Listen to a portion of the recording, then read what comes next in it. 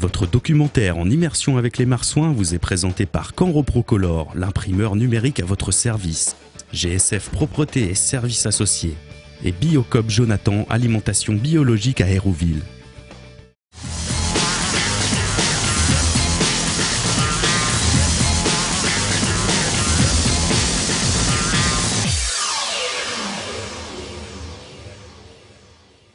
Bonjour à tous et bienvenue dans votre nouveau magazine sur Normandie TV en immersion avec les marsouins.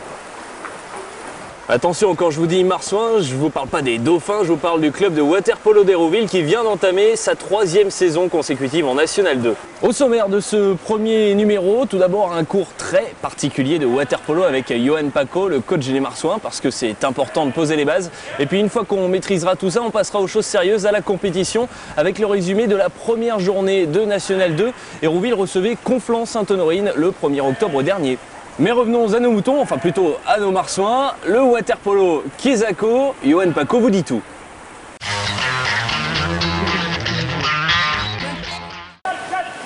Un match de water-polo, c'est 4 cartons qui durent chacun 8 minutes. Au milieu, il y a une mi-temps de 5 minutes de repos.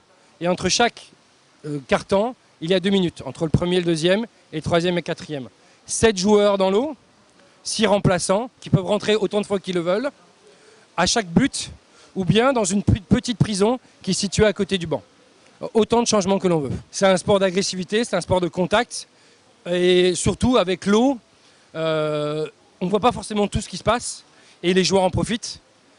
Sous l'eau, ils peuvent se tirer le maillot, ils peuvent se pousser, ils peuvent, voilà. Donc c'est vrai que c'est un sport de contact, un petit peu, voilà, où il faut cacher un petit peu les fautes. L'arbitre, il y a 2 arbitres, ça prouve l'importance de l'arbitrage, qui sont chacun de chaque côté du bassin et qui se suivent l'un l'autre.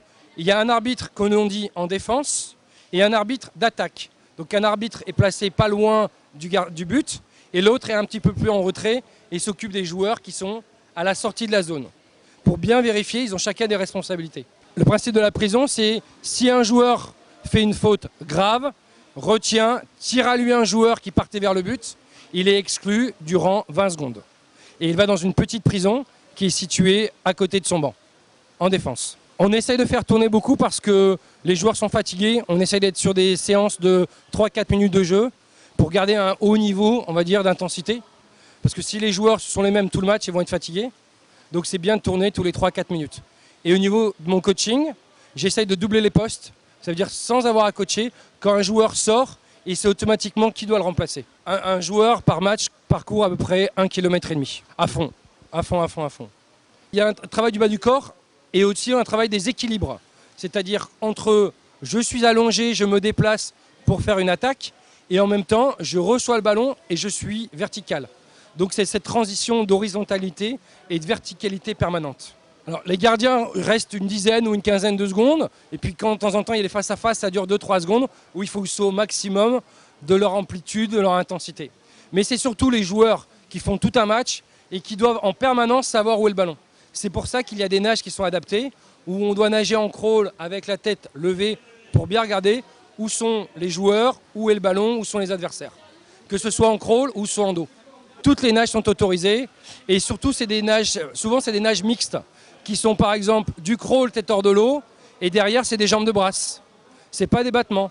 Ou quand on est en dos en train de nager pour essayer d'appeler le ballon, on n'est pas forcément en battement mais on peut être en jambes de brasse. Si à un moment donné, le ballon est trop haut, on peut aller le chercher parce qu'il y a des jambes de brasse. Le ciseau de brasse va aider à monter plus haut et aller chercher le ballon.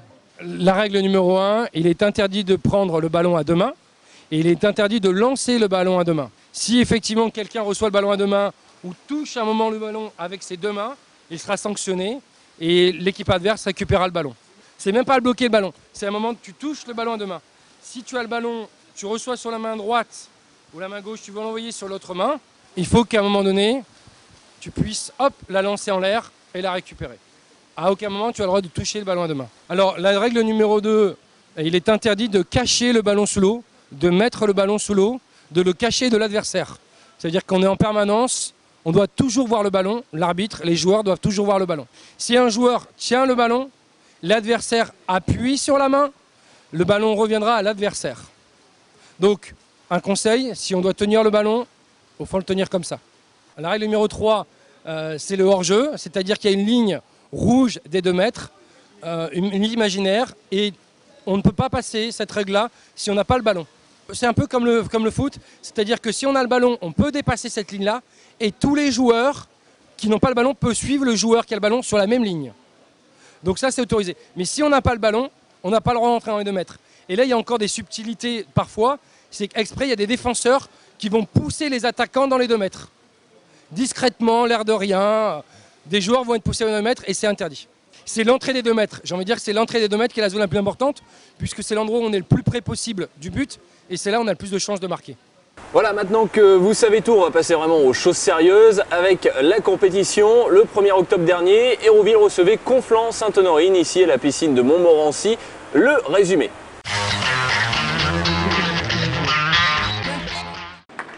Et on se retrouve à la piscine d'Hérouville pour la première journée de National 2. Les Marsouins en bonnet blanc sont à la maison pour leur entrée en matière et ça se passe face aux promus de Conflans-Sainte-Honorine, des Franciliens dont on ne sait pas grand chose mais qu'on ne s'y trompe pas. Pour sa 3e saison consécutive à ce niveau, Hérouville fait figure de favori.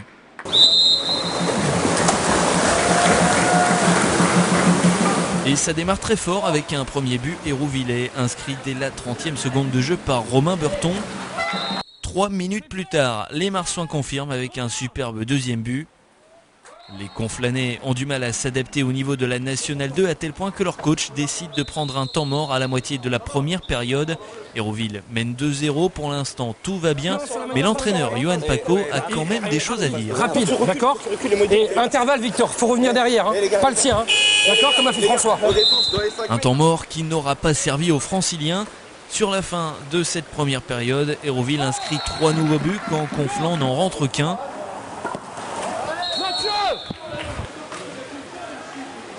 Ça fait 5-1 pour Hérouville à la pause.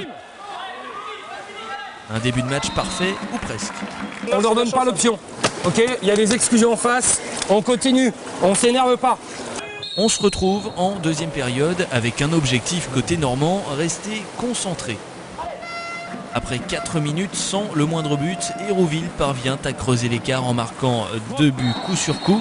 Il faudra attendre les 2 dernières minutes avant la mi-temps pour voir les Conflanais réagir et de belle manière, un 7-2 puis 7-3. On sent que ça devient compliqué pour les Marsouins.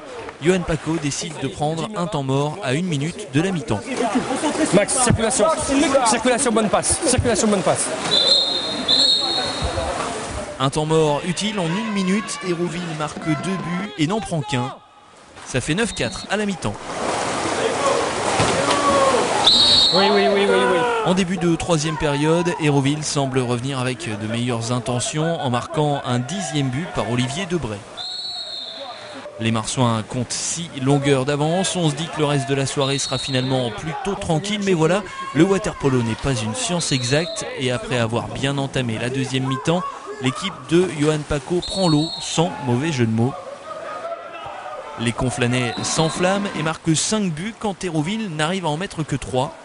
13-9 avant d'entamer la dernière période. Hérouville va devoir jouer à l'expérience pour l'emporter et Johan Paco le sait.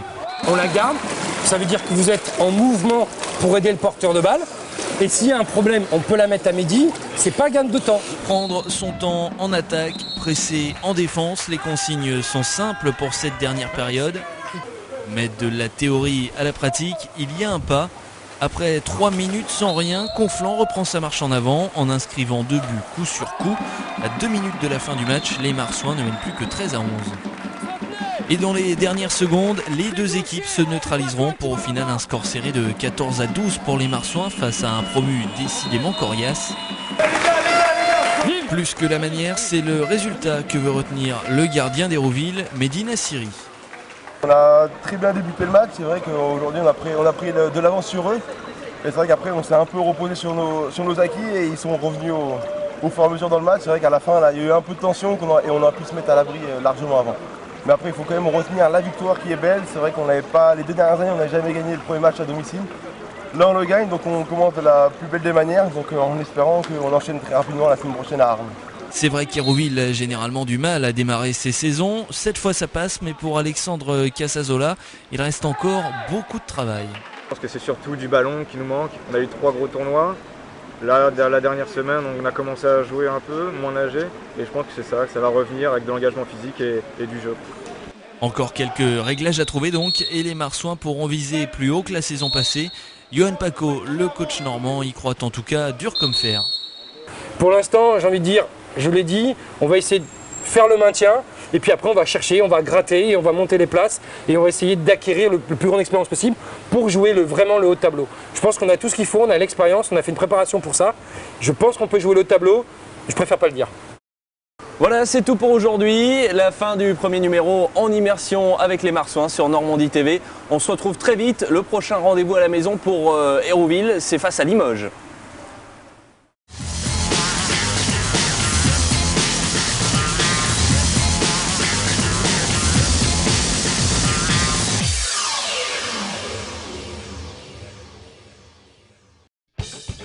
Votre documentaire en immersion avec les Marsouins vous est présenté par Canro-Procolor, l'imprimeur numérique à votre service, GSF Propreté et Services Associés, et Biocoop Jonathan, alimentation biologique à Hérouville.